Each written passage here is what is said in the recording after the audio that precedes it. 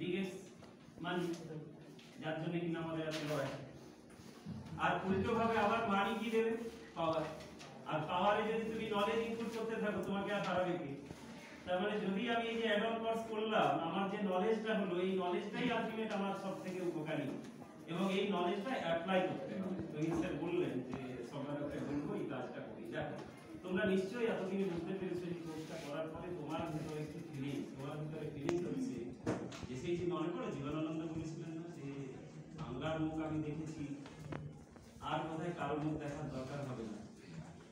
তোমার ভিতরে দেখলে একটা ফিলিংস আসতে শুরু করেছে, এই দক্ষিণ দিনাজপুরের আমি বাসিন্দা, এই আত্রেই যার কথা মহাভারতে আছে, এই বানগড় যা কিনা পরিবেশ পাল্টে দিতে পারে, যে আমি বানগড়কে জানি, আমি বানগড়কে গেছি, আমি বানগড়ের জায়গা থেকে আসছি, তাই না?